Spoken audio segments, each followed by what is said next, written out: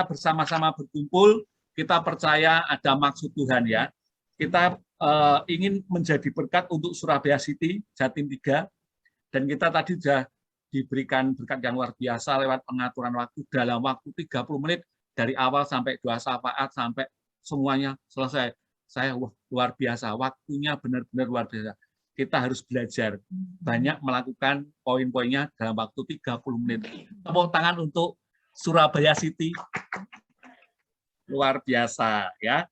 Baik Bapak-bapak, saya akan membacakan acara selanjutnya. Malam hari ini kita akan mendengarkan sharing firman Tuhan ya. Yang akan disampaikan oleh Bapak Intoro. Nanti setelah itu ada kesaksian dari Bapak Kuang-Kuang, Bapak Susanto, dan kemudian Pak Hanjoyo. Waktu dan tempat kami persilakan untuk Bapak Adi Intoro untuk menyampaikan sharing firman Tuhan. Terima kasih, Tuhan Yesus memberkati. Silakan Bapak Intoro. Oh ya, terima kasih. Selamat malam orang-orang terbahagia di dunia. FGB Men. Luar biasa. Malam hari ini saya sungguh mendapat kehormatan yang luar biasa, diberi kesempatan untuk jadi pembicara. Sebetulnya kalau tahu yang hadir malam hari ini, saya menolak menjadi pembicara. Yang hadir ini mana senior-senior saya semua. Padahal temanya pemimpin. Yang hadir ini pemimpin-pemimpin senior. Jadi sepertinya saya kena batunya ini malam hari ini. Tapi puji Tuhan, kita sama-sama mau belajar, saudara-saudara. Malam hari ini izinkan kami menyampaikan ucapan selamat malam, salam hormat dari Jogja buat pemimpin rohani kami, Pak Bernard Nyotora Harjo. Selamat malam, Pak Bernard. Selamat malam, Pak Intoro. Be strong in the Lord.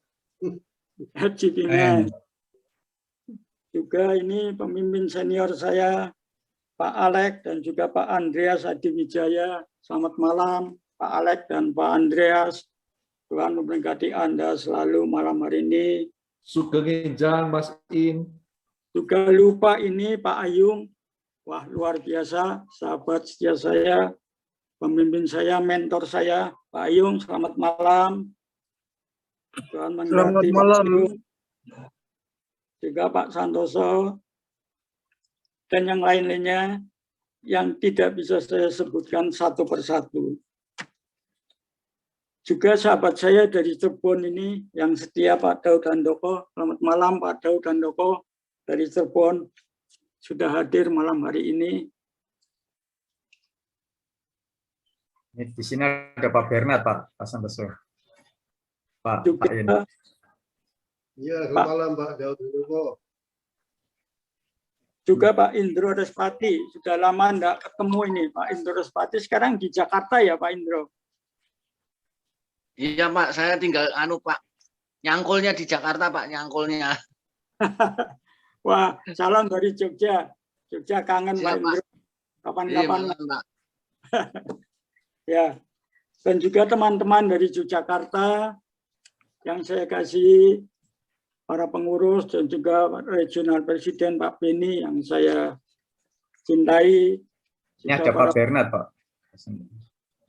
Serta puji Tuhan malam hari ini istri saya bisa hadir untuk mendukung saya.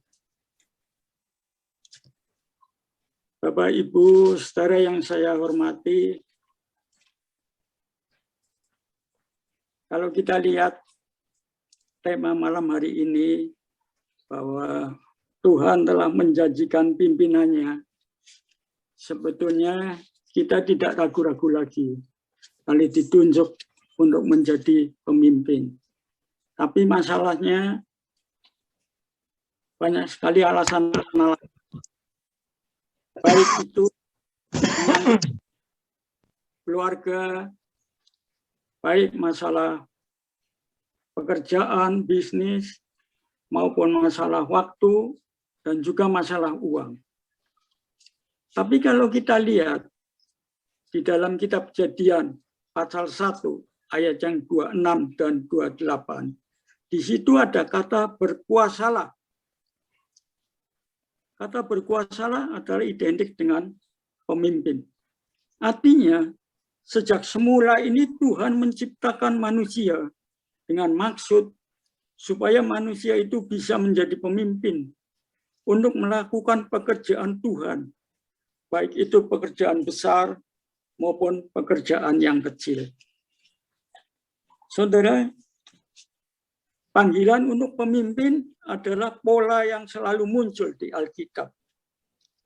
Ketika Tuhan memutuskan untuk membangkitkan suatu umat yang akan jadi miliknya, Dia tidak memanggil atau memakai suatu bangsa atau suatu suku, tapi Dia memanggil seorang pemimpin, yaitu Abraham.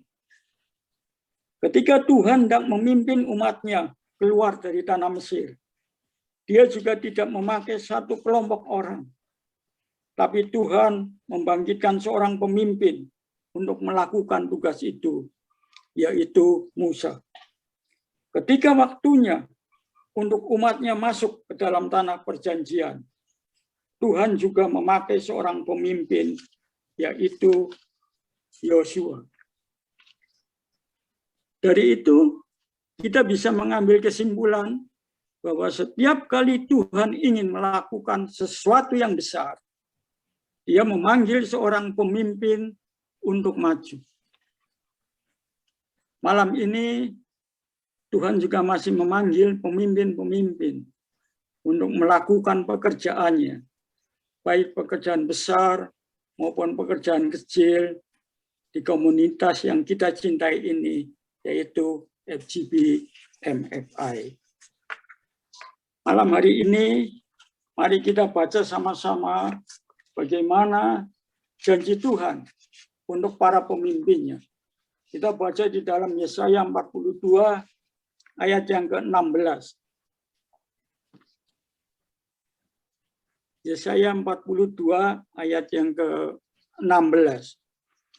Aku mau memimpin orang-orang buta di jalan yang tidak mereka kenal, dan mau membawa mereka berjalan di jalan-jalan yang tidak mereka kenal.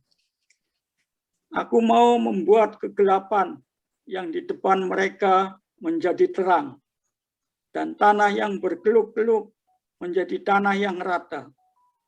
Itulah hal-hal yang hendak kulakukan kepada mereka, yang pasti akan kulaksanakan. Saudara, ini ada jaminan Tuhan. Yang terakhir, yang pasti akan kulaksanakan. Tuhan laksanakan.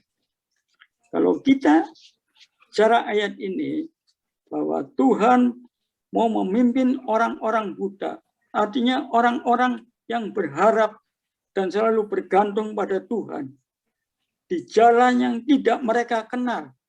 Artinya, saudara, setiap orang itu bisa berjalan di jalan yang sudah ada. Tapi hanya seorang pemimpin yang bisa menciptakan jalan baru. Biarpun hal itu seringkali bukanlah hal yang mudah. Tapi kalau kita lihat ayat ini, Tuhan mau kita ini menciptakan jalan baru. Kalau kita sebagai pemimpin, kita harus berani membuka jalan. Kita harus berani membuat jalan. Kita harus berani melakukan satu terobosan-terobosan. Itulah yang dilakukan seorang pemimpin. Jadi kalau Anda masih berjalan di jalan yang sudah ada, di mata Tuhan Anda belum menjadi seorang pemimpin. Tuhan mau seorang pemimpin adalah seorang yang berani untuk menciptakan jalan baru, untuk berani membuka jalan baru, dan berani melakukan satu terobosan baru. Kalau waktu Anda membuka jalan baru, di depan Anda terjadi suasana yang gelap, janji Tuhan malam hari ini, Tuhan akan membuat kegelapan itu menjadi terang. Kalau Anda membuat jalan baru, di mana di depan Anda jalannya berkelok-kelok, bergelombang, janji Tuhan malam hari ini akan meratakan jalan tersebut. Dengan mengetahui ayat ini, maka kita tidak sendirian, saudara. tapi ada pemimpin agung yang mendampingi kita. Amin. Jadi, dalam malam hari ini menginginkan kita supaya kita tidak ragu-ragu lagi kalau kita ditunjuk untuk menjadi pemimpin, untuk melayani Dia. Sekarang, saudara, apa yang mau Tuhan? Apa maunya Tuhan setelah kita jadi pemimpin? Ada dua hal di sini, saudara, yang harus kita lakukan sebagai pemimpin. Yang pertama, kita mempunyai hati hamba. Kita baca di dalam Yohanes 13 ayat 4 dan 5. Yohanes 13 ayat 4 dan 5. Ayat yang keempat, lalu bangunlah Yesus dan menanggalkan jubahnya.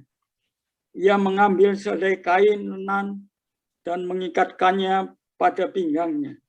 Ayat yang kelima, kemudian ia menuangkan air ke dalam sebuah basi dan mulai membasuh kaki murid-muridnya, lalu menyekanya dengan kain yang terikat pada pinggangnya. Saudara, ini adalah inti dari kepemimpinan.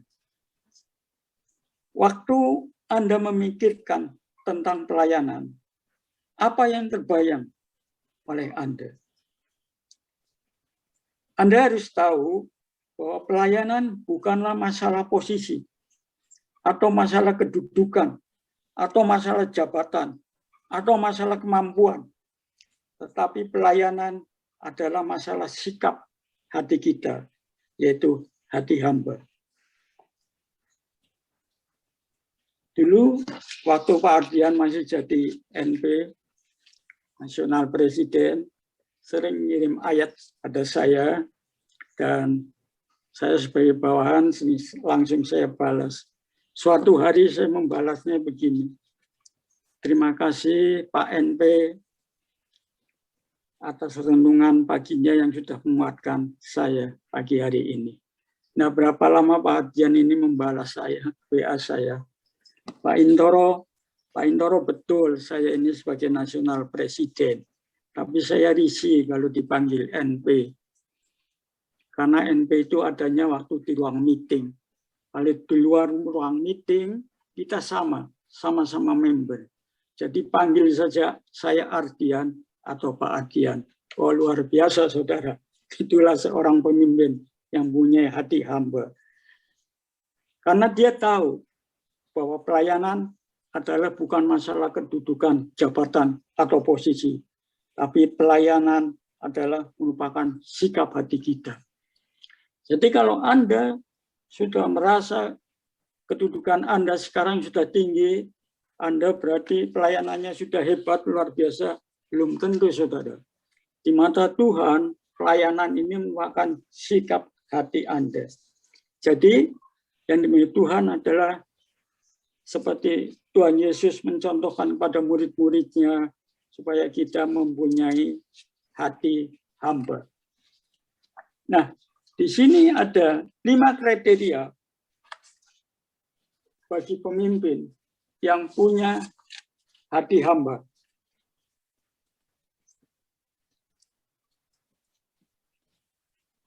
Yang pertama, memiliki kepercayaan diri untuk melayani. Itu yang pertama. Yang kedua, mendahulukan orang lain daripada agenda pribadi. Yang ketiga, berinisiatif melayani orang lain. Yang keempat, tidak berfokus pada kedudukan atau jabatan yang seperti tadi saya terangkan. Dan yang kelima, melayani karena kasih tanpa motivasi. Saudara, itulah yang pertama yang Tuhan mau kalau kita sudah jadi pemimpin, itu kita harus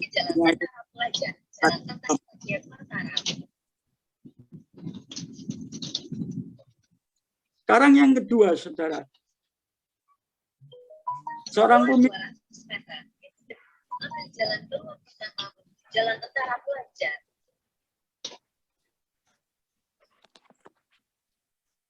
Saya ulangi. Yang kedua, seorang pemimpin harus bisa membangun dan menjaga hubungan yang baik. Kita akan baca di dalam Yohanes 15 ayat yang ke-15. Yohanes 15 ayat ke-15. Aku tidak menyebut kamu lagi hamba, sebab hamba tidak tahu apa yang diperbuat oleh tuannya. Tetapi aku menyebut kamu sahabat, karena aku telah memberitahukan kepada kamu segala sesuatu yang telah kudengar dari Bapakku. Saudara, kalau kita bicara masalah pemimpin, tidak semua yang kita pimpin ini mendukung pada kita. Jadi ada yang pro dan kontra pada kita. Makanya bagaimana supaya pemimpin ini bisa kuat mendapat dukungan, yaitu kita harus bisa membangun dan menjaga hubungan dengan baik. Ada 3 sifat dari pemimpin untuk bisa menjaga hubungan yang baik. Jadi seorang pemimpin ini dibutuhkan 3 sifat atau biasa disebut dengan 3M. Yang pertama di sini adalah mengerti orang lain.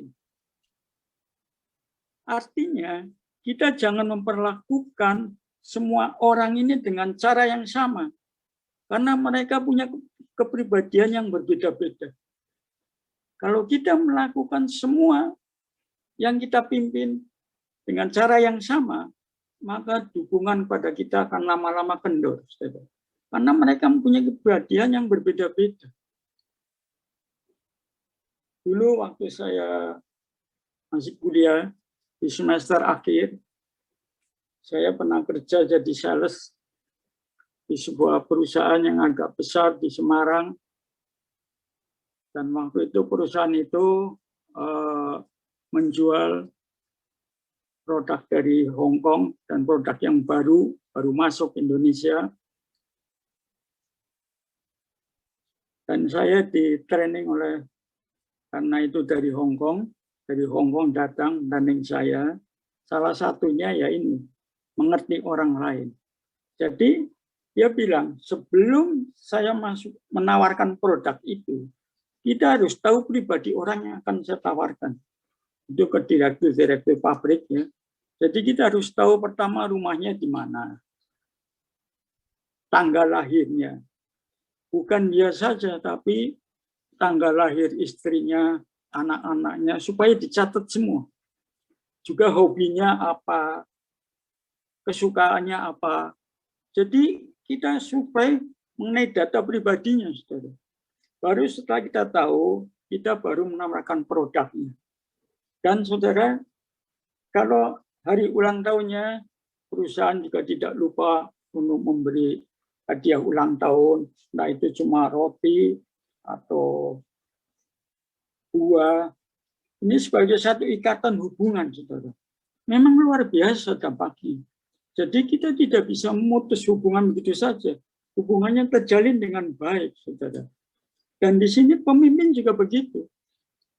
Kita harus mengerti akan orang lain, mengerti kepribadian orang lain. Kalau itu kita lakukan, maka kita juga akan banyak mendapat dukungan-dukungan. Itu yang pertama. Yang A. Yang B, mengasihi orang lain. Pemimpin harus punya empati pada orang lain dan mampu menemukan apa yang menjadi kelebihannya orang lain itu, bukan kekurangannya. Sehingga kita benar-benar peduli pada orang lain. Jadi yang ditekankan di sini bahwa kita harus memandang orang lain ini bukan kejelekannya, tapi kebaikannya, kelebihannya, bukan kekurangannya. selama kita memandang orang lain kekurangannya, kejelekannya, selama itu juga kita tidak akan bisa menjalin hubungan dengan baik dengan orang lain. Tapi kalau kita memandang orang lain dari sedikit kebaikannya, kelebihannya, maka kita akan menambah hubungan dengan orang lain. Itu yang dimaksud dengan mengasihi orang lain. Dan yang terakhir, saudara, membantu orang lain. Kalau fokus Anda adalah apa yang bisa Anda berikan pada orang lain, dan bukan apa yang bisa Anda dapat dari orang lain, maka mereka akan mengasihi dan menghormati Anda. Sekali lagi, kalau fokus Anda adalah apa yang bisa Anda berikan pada orang lain, dan bukan apa yang bisa Anda dapat dari orang lain, maka mereka akan mengasihi dan menghormati Anda. Nah, Bapak, Ibu, Saudara, kalau 3 sifat ini bisa kita lakukan, maka kita akan bisa membangun sebuah hubungan yang baik. Dan kita akan menjadi pemimpin yang berdampak, yang dikasihi Tuhan. Saudara, saya tidak berani panjang-panjang. Renungan singkat malam hari ini, saya akhiri di sini saja. Terima kasih, Tuhan memberkati kita malam hari ini. Amin. Terima kasih Pak Intoro untuk sharing firman Tuhan. Baik Bapak-Bapak, seperti susunan yang sudah kita dapatkan acara malam hari ini, sebelum kita mendengarkan saksian ya dari 3 sumber, Pak Hanjoyo, Pak Kwang-Kwang, dan Pak Susanto, kita akan adakan waktu untuk sharing firman Tuhan malam hari ini. Bagi Bapak-Bapak yang ingin menambahkan atau mungkin bisa memberikan sedikit kesaksian mengenai ayat yang sudah dibawakan oleh Pak Intoro, kami persilakan waktu dan tempat. Monggo silakan. Mungkin saya tanya sedikit aja Pak Intoro. Nah, ini bagaimana caranya mengatasi atau solusinya kalau kita sebagai seorang pemimpin mengalami kemunduran dalam pelayanan. Itu aja mungkin singkat Pak Intoro. Terima kasih. Ya, terima kasih Pak Freddy. Mungkin ada teman-teman yang bisa membantu saya untuk menjawab pertanyaan ini. Silakan. Silakan Bapak-Bapak yang ingin memberikan kesaksian atas pertanyaan Pak Freddy. Silakan. Ya. Pemimpin di bidang kerohanian itu ada sedikit berbeda dengan pemimpin di bidang jasmani, bisnis, dan sebagainya. Ya, untuk kenapa kepemimpinan kita bisa mundur? Rasanya itu angin sudah bertiup, seperti perahu layar itu sudah deras mendorong kita, tapi tiba-tiba tahu-tahu bisa kehilangan tenaga. Nah, kalau pelayanan itu dari segi pelayanan kerohanian, kepemimpinan kerohanian, kita mesti waspada bahwa bersaing dengan kemajuan kita itu adalah pekerjaan si iblis yang ingin selalu menjatuhkan kita. Jadi memang kita harus bayar harga mengenai segi doa, mengenai segi persiapan, acara-acara, apapun yang kita lakukan, kita harus keep in touch dengan Roh Kudus. Baru nanti ya iblisnya tidak berani menyengat. Ya, karena itu di kitab suci itu ada, jadi pelayanan itu, ini kecuali Pak Bernard ya, saya lihat sangat steady state, mantap terus begitu, nggak pernah ada kendornya. Tapi untuk saya mengalami ya kadang jadi terdahulu, kadang jadi terkemudian. Gitu, ya. Jadi bagaimana untuk selalu menjadi terdepan? Ya, yang paling depan, yang paling maju. yang terdahulu, paling depan. Ya, itu kita mesti menjaga pacing kita. Karena kita mesti tahu semua, ini adalah kepemimpinan dalam pekerjaan Tuhan. Yaitu share dari saya. Terima kasih. Ya, baik. Terima kasih untuk tanggapannya. Ada lagi yang menanyakan? Pak Freddy sudah terjawab, Pak Freddy? Terima kasih Pak Indro Gunawan. Ya. Solusinya. Ya, terima kasih. Saya mau tanya Baik. Pak Bosko. Silakan, Pak Joyo. Ya. Oscar, Ini Pak, pertanyaan saya. Kita memang sering takut ya Pak, kalau ditunjuk menjadi pemimpin. Karena cuma sedikit punya talenta Pak. Jadi, nah ini bagaimana untuk mengatasinya Pak? Untuk mengatasinya. Jadi bagaimana untuk mengatasinya kalau kita ditunjuk sebagai pemimpin dan kita mengalami suatu ketakutan Pak. Rasanya kok takut gitu loh Pak menjadi seorang pemimpin gitu. Karena kita mempunyai sedikit talenta Pak. Nah, itu aja Pak Bosko. Oke. Ya, silakan. akan menambahkan tadi. Pertama-tama selamat malam Pak Indro. Tadi saya tidak melihat Pak Indro juga hadir pada malam hari ini. Selamat malam, salam dari Jogja Pak Indro. Tadi yang dikatakan Pak Indro betul sekali. Jadi memang kita sebagai manusia ini kan sering ada kemunduran, juga semangat gitu. Ini wajar lah sebagai manusia. Saya pernah baca pengatur strategi perang legendaris dari Tiongkok, namanya Sun Tzu. Dia pernah berkata bahwa kesempatan untuk mengalahkan musuh itu disediakan oleh musuh itu sendiri. Jadi jika kita membiarkan kelemahan kita ini terlihat oleh musuh, sebenarnya kita sudah memberikan kemenangan kepada mereka.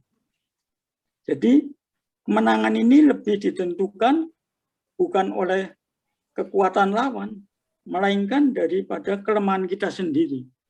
Nah, dari itu kita sebagai pemimpin ini jangan sampai kelemahan kita kalau mundur ya, kalau 2, 3, 4 hari silakan aja. Tapi kalau berminggu-minggu sampai berbulan-bulan kita mundur terus, kelemahan kita bisa terdeteksi oleh iblis tadi yang disampaikan Pak Endro. Jadi untuk mengatasi itu kita harus punya motivasi ya di dalam diri kita, bukan motivasi dari orang lain, ya, tapi motivasi dalam diri kita. Yaitu bagaimana supaya motivasi kita ini selalu timbul, yaitu kita selalu baca firman dan berdoa. Kalau itu kita lakukan, itu biarpun kita dalam keadaan lemah, soalnya pemimpin kalau lemah, dilihat oleh bawahan juga kurang baik. Bawahannya akan terimbas jadi lemah. Apalagi kalau bisa terdeteksi oleh iblis, tadi yang sampaikan Pak Indro. Jadi, yang penting kelemahan ini jangan diperlihatkan. Caranya dengan kita punya motivasi di dalam diri kita, untuk kita tetap semangat. Itu gitu Pak Bosko, tambahan dari saya. Terima kasih. Ya, terima kasih Pak Indro, luar biasa pemaparannya. Oke, terima kasih Pak Indro. Untuk pertanyaan Pak Hanjoyo mengenai pemimpin takut ditunjuk karena merasa tidak mampu atau talentanya sedikit, gitu ya Pak Hanjoyo ya? Iya. Nah, silakan Pak Indro. Jadi merasa tidak mampu, cuma sedikit talentanya, padahal ditunjuk di pemimpin. Monggo Pak Indro, silakan. Jadi artinya tidak mau ya ditunjuk jadi pemimpin itu karena punya talentanya sedikit gitu. Itu ya Pak Anjoyo ya. Iya. Nah, ya gini, jadi selama kita ini melihat apa yang tidak kita punyai, maka kita tidak akan pernah menjadi pemimpin. Sekali lagi, selama kita melihat apa yang tidak kita punya, terus melihat apa yang tidak kita punya, maka selamanya kita tidak akan pernah jadi pemimpin. Itu gitu. Nah, di Alkitab ini ada masalah 5 roti 2 ikan itu. Jadi Tuhan Yesus bilang, bawalah kemari kepadaku. Artinya talenta yang sedikit ini kita serahkan pada Tuhan. Nanti Tuhan yang bisa melipat gandakannya itu. Dengan melalui proses-proses. Itu gitu. Jadi sebetulnya kita tidak takut. Dan malam hari ini Tuhan janji akan mendampingi kita, para pemimpin-pemimpinnya. Dulu saya pernah terjadi dalam diri saya, waktu saya baru pertama kali menjabat, jadi pilret, belum ada 1 tahun, saya ditunjuk sebagai ketua konvensi Jateng ya dulu, Jateng DIY. Padahal saya belum pernah ikut konvensi, saya tidak ngerti. Tidak ngerti apa itu konvensi kayak apa ini, saya tidak ngerti. Tapi saya siap ya. Karena apa? Karena saya pegang ayatnya, masih saya ingat itu di dalam Amsal 23 ayat 7a. Sebab seperti orang yang membuat perhitungan dalam dirinya sendiri, demikianlah ia. Jadi kalau kita bilang bisa, pasti bisa. Tapi kalau kita bilang tidak bisa, selamanya kita juga tidak akan pernah bisa. Biarpun kita ini menabrak-nabrak, tapi pasti bisa. Kalau kita dalam diri kita bilang bisa, itu pasti bisa. Biarpun itu nabrak sana, nabrak sini, tapi akhirnya bisa. Dan puji Tuhan, konvensinya sukses waktu tahun 2000 berapa itu ya. Waktu itu Pak Bernard juga datang, masih jadi Vice National President, dan menyalami saya.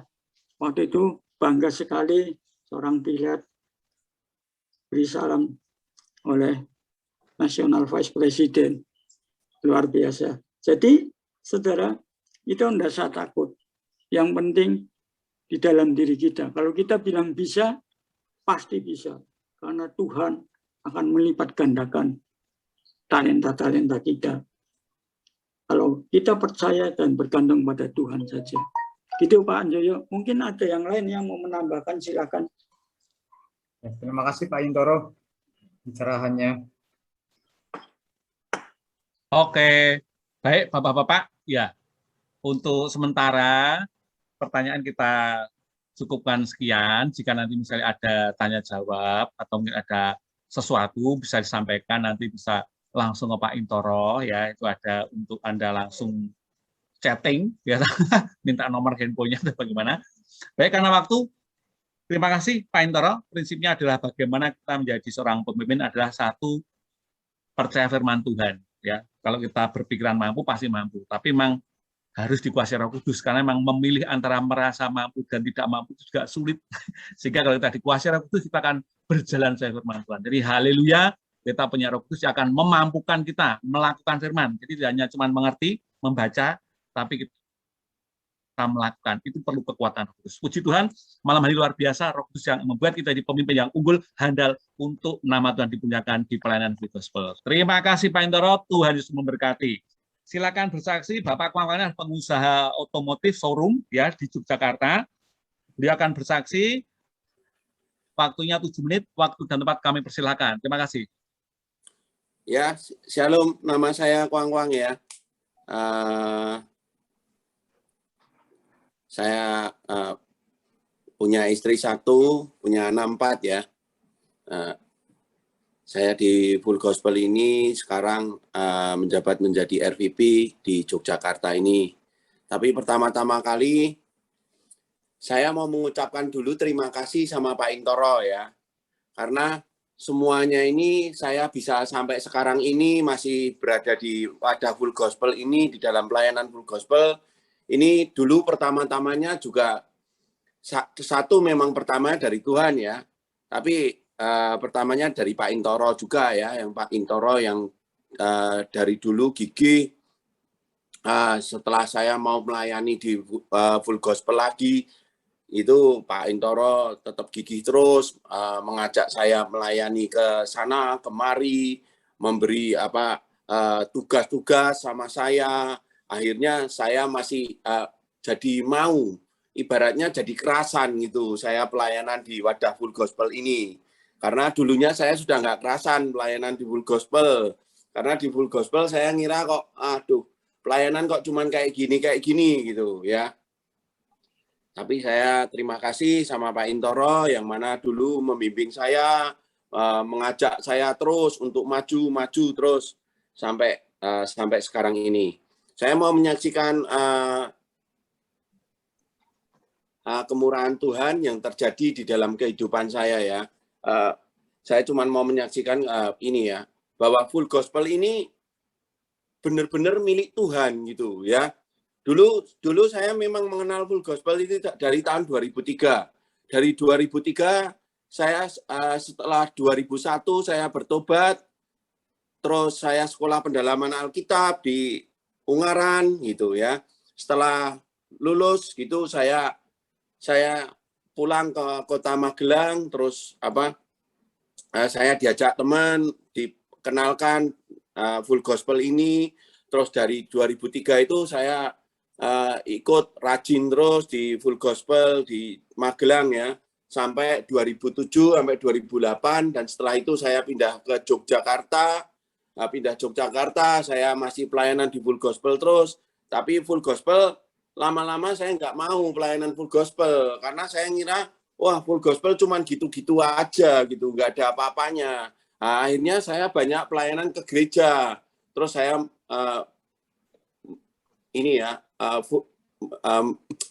waktunya saya serahkan semua, saya melayani di gereja, menjadi pendoa syafaat di gereja Keluarga Allah gitu. Tapi di satu sisi, suatu saat saya disuruh kembali sama Tuhan gitu ya, untuk pelayanan Full Gospel lagi gitu. Dulu itu nggak sengaja waktu ada konferensi Asia Afrika itu tahun 2017 atau 18, saya lupa. Saya sudah nggak mau pelayanan di Full Gospel itu dulu, saya sudah pelayanan di gereja gitu ya. Tapi sama teman saya langsung didaftarin, pokoknya kamu ikut ini konferensi Asia Afrika di Manila gitu. Saya langsung didaftarin, sudah dibayarin semuanya gitu. Nah, di sana pun saya ketemu sama ya pejabat-pejabatnya Full Gospel di Indonesia, termasuk Pak Ardian, Pak Tommy, semuanya ya, yang dari Indonesia yang datang ikut itu, mereka pada bilang, ayo kamu pelayanan Full Gospel lagi, tapi saya tetap nggak mau pelayanan Full Gospel, karena Full Gospel itu apa sih, kayak gitu aja gitu. Dulu saya gitu.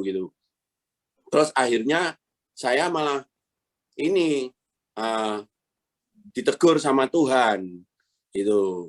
Selama beberapa bulan bisnis saya padahal dulu lagi naik-naiknya gitu ya, tapi karena saya sudah diingatin pelayanan Full Gospel saya nggak mau, terus akhirnya bisnis saya menurun terus berbulan-bulan. Akhirnya saya berdoa sama Tuhan, Tuhan kenapa ini, apa salah saya kok saya begini, padahal saya tetap pelayanan, tetap menjalankan firman Tuhan gitu ya. Setiap hari tetap kehidupannya tetap begitu, menjalankan firman Tuhan semuanya. Kenapa bisnis saya bisa menurun terus gitu? Nah, akhirnya Tuhan jawab ya. Waktu itu saya lagi doa di gereja, Tuhan tahu-tahu ada bilang, keluar kamu, pergilah jadikanlah seluruh bangsa muridku. Terus setelah aku pulang dari gereja itu waktu doa syafaat, aku besoknya di showroom itu nanya sama Tuhan, Tuhan, aku kalau keluar jadi pendoa syafaat, aku mau pelayanan di mana ya Tuhan ya? Terus Tuhan ingetin, Full Gospel dulu kamu jalannya. Ya sudah, itu ya. Nah, inilah yang mana Full Gospel ini memang milik Tuhan. Saya terus doa terus, nanya sama Tuhan. Terus Tuhan kasih hikmat sama saya waktu itu di gereja gitu ya, bahwa Full Gospel ini milik saya. Tuhan bilang gitu ya. Full Gospel ini dari surga langsung turun ke dunia ini, bahwa Full Gospel ini bisnis milik saya. Tuhan bilang gitu sama saya gitu loh. Akhirnya saya mau, dan puji Tuhan saya pelayanan, makanya tadi ini saya bisa ngucap syukur sama Pak Intoro, yang mana dulu Pak Intoro sebagai RP-nya Yogyakarta itu mengajak saya terus untuk pelayanan ke sana kemari, biarpun kayak gitu. Dulu aku pun mau jadi supirnya Pak Intoro gitu. Ya, nggak apa-apa Pak Intoro, aku mau pelayanan full gospel, nggak masalah. Saya mau jadi supirnya Pak Intoro pun saya nggak apa-apa gitu. Dan saya pun dulu jadi supirnya Pak Intoro. Karena ya puji Tuhan ya, ternyata Pak Intoro itu ada masalah kalau dia mau pelayanan malam, itu dia nggak bisa nyupir malam. Jadi Tuhan kirim supir sama Pak Intoro. Jadi saya itu dulu pelayanan ke sana kemari hampir setiap hari dulu pergi terus sama Pak Intoro melayani Tuhan, pergi ke tiap chapter-chapter mendoakan chapter-chapter gitu. Ya, inilah mungkin kesaksian saya ya. Puji Tuhan. Haleluya. Oke. Terima kasih Pak Kwang-Kwang. Jadi Tuhan Yesus memang tidak salah untuk memilih kita ya. Kalau kita lari kemanapun dia ada di sana. Amin. Puji Tuhan. Pak Susanto ini bisnisnya di kontraktor ya. Pak Susanto, waktu dan tempat kami persilahkan, waktunya 7 menit. Silakan, Tuhan Yesus memberkati. Selamat malam ya teman-teman sekalian. Nama saya Susanto Jayaputra. Saya mau men-sharingkan kesaksian tentang bagaimana Tuhan mengajar saya ya untuk lebih mengerti tentang makna membangun kekayaan di dalam Tuhan. Beberapa tahun terakhir ini saya merasa bahwa Tuhan itu sungguh-sungguh sedang mau mengubah cara berpikir saya gitu tentang bagaimana saya seharusnya mengelola usaha, bagaimana saya harusnya mengelola keuangan gitu. Nah, sejak saya mulai meniti karir dan usaha itu, saya terbiasa dengan berpikir sendiri, bertindak sendiri gitu ya, tanpa melibatkan Tuhan. Saya sebenarnya sudah mengaku percaya pada Tuhan sebagai juru selamat pribadi itu sejak saya masih SMP. Tetapi setelah itu pun masih banyak aspek-aspek dari hidup saya yang tidak secara total gitu saya serahkan kepada Tuhan. Sampai dengan 10 tahun yang lalu itu saya merasa bahwa saya itu sudah dalam tanda kutip itu berhasil gitu dalam kehidupan. Saya punya usaha yang berjalan dengan baik, saya punya tabungan, saya punya rumah dan lain-lain. Nah, saya nggak sadar bahwa pada saat itu tuh Tuhan sangat tidak senang dengan kesombongan saya. Tuhan mengizinkan saya mengalami musibah ya. Ada bencana Merapi waktu itu 10 tahun yang lalu. Itu akhirnya memporak-porandakan kehidupan dan keuangan saya sekeluarga.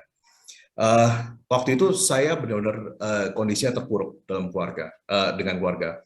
Nah, dalam keterpurukan itu saya mulai belajar kayak dari nol lagi ya, belajar untuk merendahkan diri di hadapan Tuhan. Bagaimana mencari Tuhan, berusaha untuk menyerahkan seluruh aspek hidup saya kepada Tuhan gitu. Selain berusaha untuk lebih sungguh-sungguh lagi mencari Tuhan, waktu itu karena memang kondisi keuangan saya itu terpuruk, saya juga berusaha untuk belajar dari pengajar-pengajar Kristen tentang bagaimana menerapkan prinsip-prinsip Alkitab dalam bisnis dan keuangan gitu. Ada satu ungkapan dari Dave Ramsey yang saya suka sekali. Dia bilang begini, wealth building with God is not about ownership, it is about stewardship gitu. Jadi membangun kepemilikan, tetapi tentang masalah bagaimana saya menjadi pengelola untuk Tuhan gitu. Nah, Tuhan seolah-olah berbicara kepada saya supaya saya belajar memahami konsep tentang stewardship ini, tentang pengelola bagi Tuhan gitu. Semua yang ada di saya itu sebenarnya milik Tuhan. Saya hanya pengelolanya. Jadi saya nggak boleh sembarangan mengelola usaha saya, menggunakan uang saya. Saya harus belajar berkonsultasi dengan Tuhan dalam setiap langkah yang saya harus ambil. Ini awalnya saya pikir itu sangat susah gitu diterapkan. Apalagi selama ini saya tuh sangat terbiasa mengandalkan pemikiran-pemikiran saya sendiri gitu.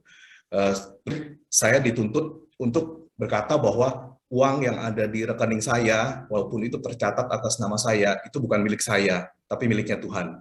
Sertifikat tanah, bangunan itu tercatat atas nama saya, itu bukan milik saya, tapi miliknya Tuhan. Gitu. Saya harus belajar mengelola itu sesuai dengan kehendak Tuhan. Nah, ujian tentang apakah saya benar-benar memahami prinsip stewardship itu terjadi sekitar 1,5 tahun yang lalu.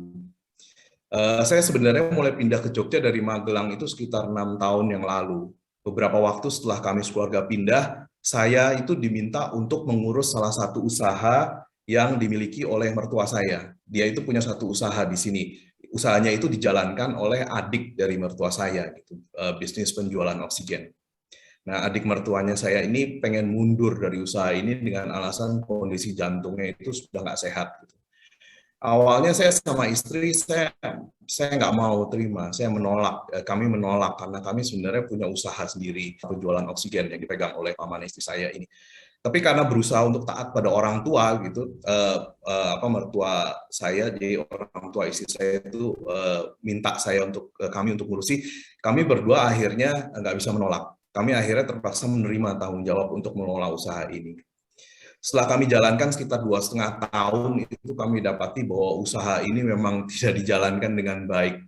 Banyak sekali terjadi kesalahan masalah keuangan, banyak sekali terjadi ketidakjujuran yang nggak dilaporkan oleh adik mertua saya itu kepada mertua saya.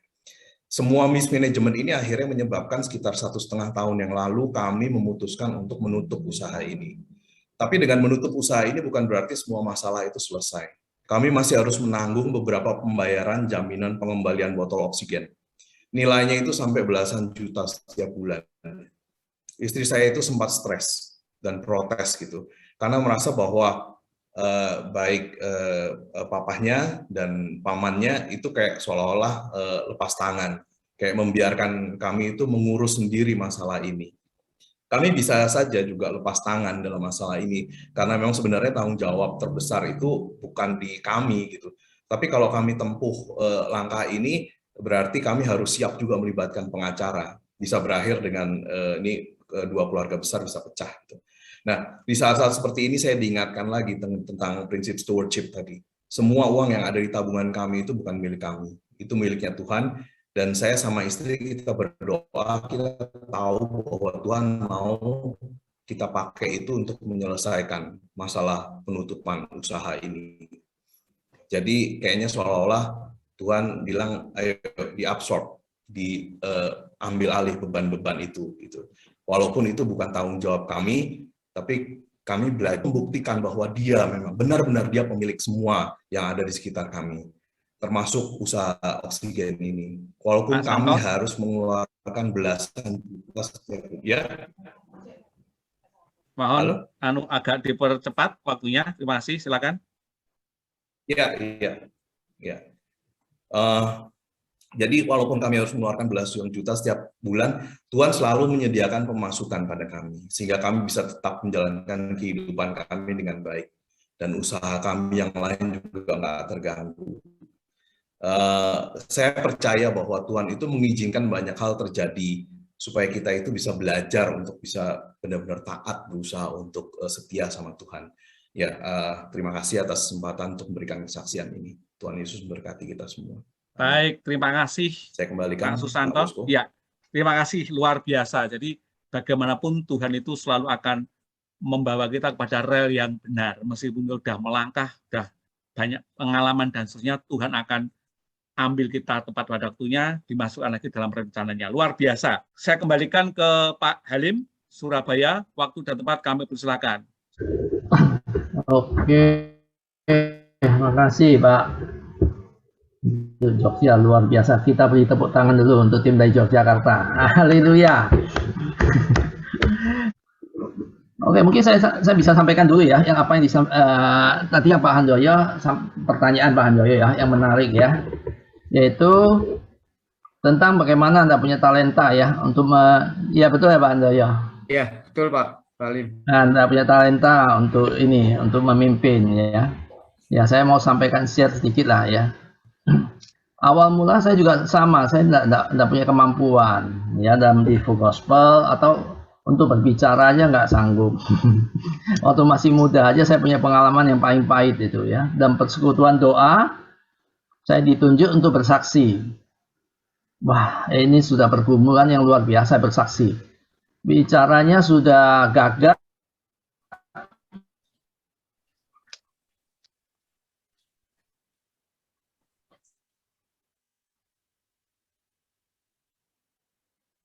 Suaranya hilang ya Pak Halim. Terpatah-patah gitu. Selesai bicara, suara hilang. Sorry. Ini gimana? Nah, oke, jadi Gambarnya dihilangkan. sebelum jadi istri saya dia bilang gini. Apakah lo ini yang bicara ini kok nggak ngerti bicaranya yang disaksikan apa? Nggak ada yang bisa ditangkap katanya. Itu ya kayak jadi istri saya juga ini. Ya. Itu tidak kemampuan saya bicaranya gagap, ya. Tapi dari semuanya itu yang kita pingin, yang Tuhan inginkan dari kita adalah bukan karena kita mampu, tapi kita mau. Kalau kita mau baru dilengkapi, tapi kalau kita mampu, kalau nggak mau nggak bisa. Iya kan? Nah, begitu juga di Full Gospel.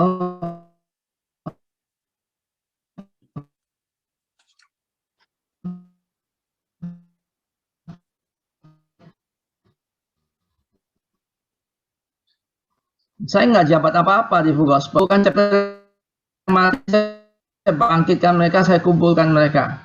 Sampai suatu kali sampai ditanya, Pak, dari chapter 1 ada satu chapter tanya, Bapak mau ngajak kami persekutuan doa. Ini chapter sudah mati ya.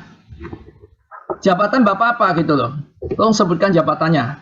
Saya bingung nih jabatan apa gitu. Hari itu juga saya telepon Pak Bernard gitu. Pak Bernard jabatan apa Pak? Ternyata Pak Bernard kasih tahu saya. Sudah jabatan aja. Firlab gitu. Oh iya oke, Firlab. Saya sampaikan juga ke mereka panitianya. Firlab katanya. Tapi undangannya yang keluar itu muncul Firlab se-Indonesia gitu. Ternyata jabatan saya itu paling tinggi. Tidak ada selama hidup di FGB ada Firlab se-Indonesia gitu. Ya, saudara yang sudah pengalaman punya Firlab di ya di mana, tapi nggak ada seluruh Indonesia. Bukan karena kemampuan saya, tapi hati mau gitu ya. Soalnya bisa lihat saya bisa bicara gini, dulu saya gagap, saya nggak bisa apa-apa. Kalau saya bicaranya itu bingung juga gitu. Orang sudah bingung, ini bicara A atau B atau C, nggak ngerti itu. Ya. Tapi Tuhan bisa mengangkat kita menjadi Firlab se-Indonesia. Itulah yang luar biasa. Oke, kita akan masuk dalam breakout room ya. Ya, kita akan bahas ini. Yang tadi yang disampaikan Pak Intoro, ya. FGB Men itu yang tadi yang saya terima, ya. Bahwa kita ini punya panji, panjinya adalah kasih. Tadi yang sudah disampaikan Pak Intoro. Ya. Kasih itu salah satunya adalah menganggap orang lain lebih utama dari diri kita sendiri. Yang tadi sudah sampaikan, pemimpin adalah menganggap orang lain lebih utama dari diri sendiri. Kepemimpinan di Full Gospel, ya, bukan minta dilayani, tapi kita melayani. Ya, dan kita menganggap orang lain lebih utama, bukan rebutan jabatan. Pak Bernard sekarang di sini dia sudah bekas dari ini ya, NP. Sekarang jadi ini, jadi member. Sekarang jadi membernya City gitu ya. Kalau dia bicara terlalu banyak, saya bisa cut, kasih nggak boleh bicara, stop. Karena dia tetap member, sekalipun dia NP. Ya, inilah contoh daripada kepemimpinan daripada FGB MFI. Nah ini modelnya, ya, bukan jabatan itu jadi jenjang gitu. Jadi semua orang, Pak Adrian juga kembali jadi member itu. Ya kalau dalam member meeting dia nggak bisa, oh saya MP mau atur acara, nggak bisa. Mereka harus tunduk pada ini Pak Santoso presidennya, nanti sebentar Pak Indra, gitu ya. Jadi itu Full Gospel begitu. Pemimpin adalah menganggap orang lain lebih utama dari diri kita sendiri. Oke, kita bahas ini mungkin dalam breakout room. Saya kasih waktu. Kita waktu kira-kira 15 menit. Oke, nanti langsung masuk sendiri ya. 15 menit dan kalau ada waktu saling mendoakan. Sudah? Oke, semua sudah kembali ya. Maaf ini tadi agak nge-lag semua. Nah, ini kembali semua. Oke, kita akhiri ya. Mungkin Pak Bernard bisa memberikan closing statement. Pak Bernard. Ini dari Pak Intoro, kita dapat berkat Pak Intoro. Terima kasih teman-teman dari Jogja dengan kesaksian-kesaksian juga yang menguatkan kita sekalian. khususnya saya mulai tadi kuliah sharing di breakout room dengan Pak Dwijo, dengan Pak Yunus, dengan Pak Agung, dengan Pak Rifan tentang Yesaya 42 tadi itu. Ini kita pegang janji Tuhan untuk para pemimpin, baik untuk memimpin keluarga, memimpin di dalam full gospel, memimpin di kantor. Ya, kita tahu bahwa namanya pemimpin itu adalah orang yang punya pengaruh. Nah, untuk itu kita harus benar-benar bergantung penuh pada Tuhan. Nah, Tuhan sendiri mengatakan, aku mau memimpin. Nah, ini. Jadi dia yang mau memimpin kita, saudara, orang buta di jalan yang tidak mereka kenal. Dan mau membawa mereka berjalan di jalan-jalan yang tidak mereka kenal. Aku mau membuat kegelapannya di depan mereka menjadi terang. Dan tanah yang berkeluk-keluk menjadi tanah yang rata. Jangan takut, saudara, untuk kita mengambil satu keputusan. Kadang-kadang jalannya kita tidak tahu, tapi Tuhan mengatakan, aku akan memimpin kamu. Kemudian jalan-jalan itu kelihatannya gelap, kita menghadapi kesulitan. Ini gimana ini? Apa? Berharap pada Tuhan. Tadi saya jelaskan, ayo kita punya hubungan yang erat dengan Tuhan, hidup dalam kebenaran, kekudusan, supaya dengan demikian Tuhan bisa memimpin kita dengan hikmat-Nya. Maka tiba-tiba ada hikmat Tuhan. Kegelapan itu berubah menjadi terang. Amin. Dan kita bisa mengalami semuanya itu, saudara. Itu tanah yang berkeluk-keluk itu bisa rata. Saya tadi saksikan sebagai kontraktor bangunan, kadang-kadang keuangan. Ini kita tagihan belum masuk, kita mesti bayar akan toko dan lain sebagainya. Tapi percaya janji Tuhan, aku akan memimpin kamu. Yes. Kita punya pengharapan. Ambil waktu doa, saudara ya, 30 menit. 1 jam berdiri di bawah kakinya Tuhan. Amin. Hanya untuk dengar, Tuhan, apa yang mesti saya lakukan ini? Engkau berjanji mau memimpin saya ini. Ini saya menghadapi kegelapan ini. Tuhan, Engkau berikan terang. Engkau sumbernya hikmat itu. Dan Engkau akan meratakan jalan-jalanku. Kalau kita punya hubungan yang erat dengan Tuhan, saya percaya kita akan mengalami bahwa kita sebagai pemimpin, kita punya hati hamba, dan kita punya hubungan membangun dengan orang lain. Dan karena Tuhan yang menyertai kita, kita akan berhasil di dalam segala sesuatu yang kita lakukan. Haleluya. Amin. Tuhan Yesus memberkati. Yes. Terima kasih Pak Bernard. Terima kasih. Luar biasa. Ya, kita mengakhiri malam ini. Saya minta tolong Pak Andreas, kita tutup dalam doa. Yuk Pak Andreas. Mari kita berdoa teman-teman semua. Tuhan Yesus, kami bersyukur untuk malam hari ini.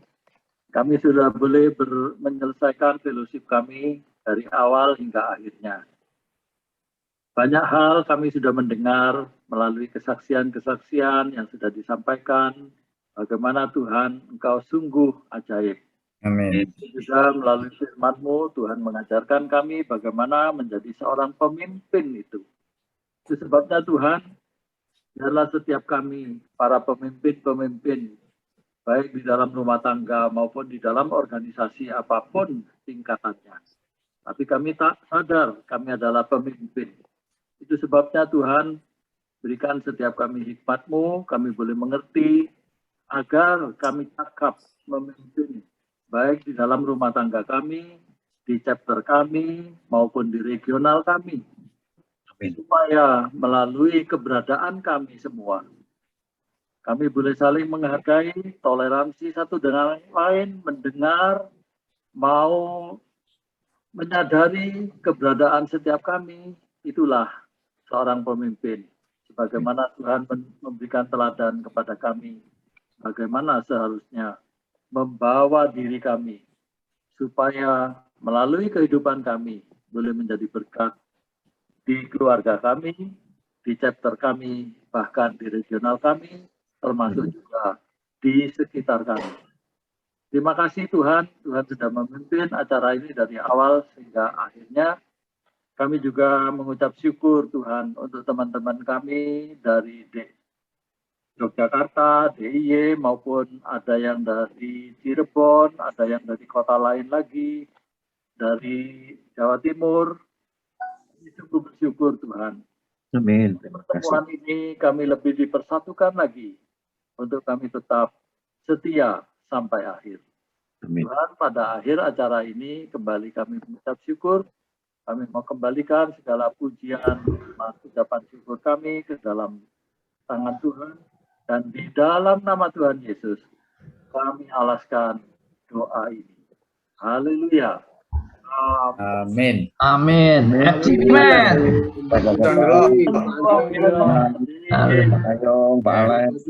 Terima kasih semuanya.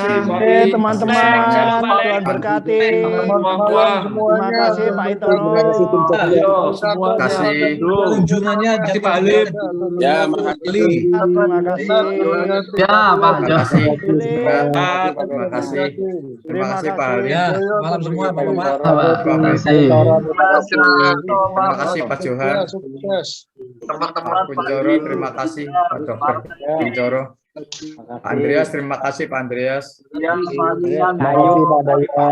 Beni, Pak Titu. Ya, Edi, terima kasih Pak Edi.